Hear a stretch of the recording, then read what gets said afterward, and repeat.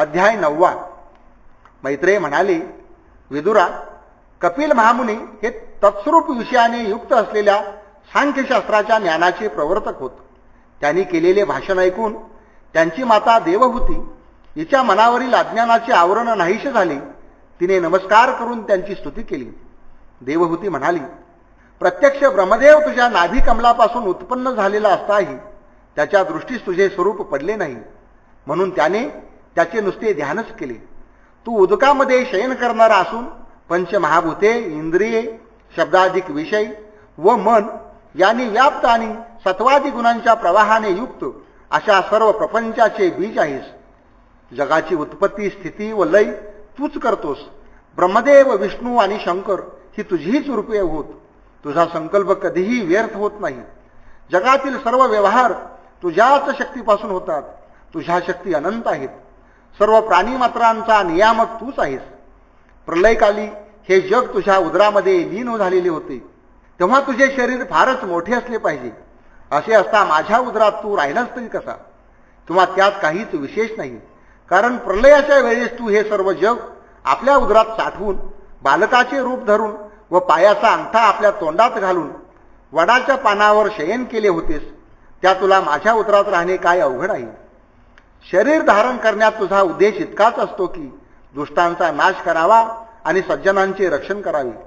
पूर्वी तू वराहदिक अवतार घेतलेस हेही याकरताच, आणि हा तुझा अवतार तर भक्तांना ज्ञानमार्ग दाखवण्याकरताच आहे. तुझ्या दर्शनाने मी कृतार्थ झाले आहे. तुझ्या नावाचा एकवार उच्चार केला असता चांडाळ असला तरी तो एखाद्या सोमयाग करणाऱ्या ब्राह्मणाच्या योग्यतेचा होतो. मग ज्याला तुझे प्रत्यक्ष दर्शन झाले आहे तो पावन होईल, यात नवलते काय? तपश्चर्या, होम, तीर्थस्नाने, वेदाध्ययन व अध्यापन यांचे फल तूच होय. तुझे नामस्मरण केले असता हे सर्व केल्यासारखे आहे. विषयांपासून इंद्रिये अंतर्मुख करून ध्यान करावयाचे तुझेच. तू आपल्या तेजानेच गुणप्रवाहाचा निराश करून टाकला आहेस. सर्व जगाला व्यापणारा व ज्याच्या गर्भात वेद आहेत तो ईश्वर तूच आहेस. वेदांत शास्त्रात ज्याचे प्रतिपादन केले आहे ते परब्रह्म तूच आहेस. जो पुरुष म्हणतात तो तूच. तुला माझा नमस्कार असो.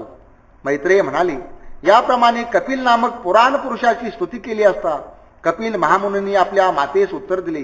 कपिल म्हणाले, माते, तुला मी जो योगमार्ग सांगितला त्याचे साधन करणे मनुष्याला फार सुलभ आहे. त्या मार्गाचे अवलंब तू केलेस म्हणजे तुला लवकर उत्तमोत्तम अशी गती प्राप्त होईल.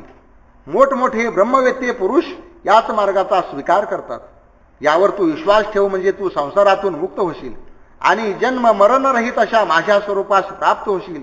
जे अज्ञानी लोक या मार्गाचा स्वीकार करीत नाहीत ते या संसार चक्रातच गुरफटलेले राहतात.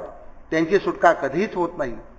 मैत्रेय म्हणाली, विदुरा, याप्रमाणे त्या भगवान कपिल महामुनींनी देवहूतीला आत्म्याची गती दाखवून दिली आणि तिची आज्ञा घेऊन ते इच्छित प्रदेशी निघून गेले. नंतर ती देवहूती कपिल महामुनींनी सांगितल्याप्रमाणे योग मार्गाच्या योगाने आपले चित्त एकाग्र करून बिंदू सरोवराजवळ आपल्या आश्रमामध्ये समाधी लावून स्वस्थ राहिली. तो आश्रम सरस्वती नदीच्या मस्तकावरील किरीटाप्रमाणे शोभत होता. देवहूतीचे केश मूळचे कुरळ होते, पण पुढे त्रिकाळ स्नानाच्या योगाने ती अगदी चिकटून जाऊन त्यांच्या जटा बनल्या होत्या. तपश्चर्येने तिचे ते गोंडस शरीर अगदी क्रश झाले. जी मोठमोठी अमोल व पातळ वस्त्रे परिधान करीत होती ती वल्कले परिधान करू लागली. पूर्वी आपल्या पतीच्या सामर्थ्याने जी अनुपम सौख्याचा अनुभव घेत होती तिने पुढे त्या सर्व सौख्यास विषवत मानून त्याचा त्याग केला. पती अरण्यात निघून गेल्यामुळे तिला जे दुःख झाले होते ते तिने कपिलाच्या सहवासात कसे तरी गिळले, पण त्यानेही तिला पुढे सोडले. त्यामुळे तिला सर्व जग भयान वाटू लागले. ज्ञानप्राप्ती झाली होती तरी पुत्राचा ध्यास सुटेना. अहोरात्र तिला कपिलच डोळ्यासमोर दिसे. तिने सर्व ऐश्वर्याचा त्याग केला होता. इतकेच नव्हे तर स्वतःच्या शरीराविषयीही तिच्या मनात प्रेम राहिले नव्हते. पुत्राने सांगितल्याप्रमाणे तिने षड्गुणैश्वर्य संपन्न परमेश्वराच्या चिंतनात आपला काळ घालवला. प्रथम ती परमात्म्याच्या स्वरूपाचे समग्र ध्यान करी व नंतर प्रत्येक अवयवाचे क्रमाक्रमाने चिंतन करी. तिने आपल्या अखंड भक्तीच्या योगाने आणि कडकडीत वैराग्याने परब्रह्म प्राप्तीचे ज्ञान संपादन केले. तिला समाधी योग उत्तम साधल्यामुळे गुणांच्या योगाने उत्पन्न होणारा अहंकार तिला स्पर्श देखील करीत नव्हता. तिची देहबुद्धी अगदी नष्ट झाली होती. तपश्चर्येमुळे तिचे शरीर अगदी क्रश झाले होते, तरी त्यामध्ये एक प्रकारचे फार विलक्षण असे तेज आले होते. भस्माच्छादित अग्निप्रमाणे तिचे शरीर गुप्त तेजाने शोभत होते. विदुरा, याप्रमाणे ती देव होती. कपिलाने सांगितलेल्या मार्गाचे आचरण करून परब्रह्मरूपी ऐक्य पावले. ज्या ठिकाणी देवहूतीला योगसिद्धी प्राप्त झाली ते अत्यंत पुण्यकारक क्षेत्र सिद्धपूर या नावाने त्रैलोक्यात प्रसिद्ध आहे.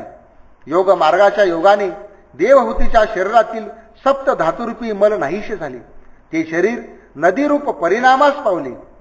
सिद्ध पुरुष या नदीच्या तीरावर तपश्चर्या करण्याकरता येऊन राहतात व त्या ठिकाणी त्यांना ताबडतोब सिद्धी प्राप्त होते. इकडे ते महायोगी कपिल मुनी मातेची आज्ञा घेऊन निघाले. ते ईशान्य दिशेस गेले. तेथे त्यांची सिद्ध, चारण, गंधर्व, मुनी व अप्सरांचे समुदाय यांनी स्तुती केली. समुद्राने त्यांना राहण्यास जागा दिली. सांख्य शास्त्रज्ञ पंडितांनी गौरव केलेली व त्रैलोक्याला मोक्ष प्राप्त करून देणाऱ्या योगमार्गाचा उपदेश करणारे ते कपिल मुनी तेथे समाधी लावून राहिले. हे निष्पाप विदुरा, तू ज्याविषयी मला प्रश्न केलास तो कपिल देवहूतीचा पुण्यकारक संवाद याप्रमाणे मी तुला सांगितला. कपिल मुनींनी आपल्या मताप्रमाणे सांगितलेला हा गुह्य आत्मयोग जो निरंतर श्रवण करील त्याला गरुडध्वज भगवंताच्या ठिकाणी भक्ती प्राप्त होऊन अंती त्याच्या चरण कमलांची प्राप्ती होईल. या ठिकाणी श्रीमद भागवत पुराणांतर्गत कपिल गीतेचा 9वा अध्याय समाप्त झाला आणि या ठिकाणी कपिल गीता ही समाप्त झाली.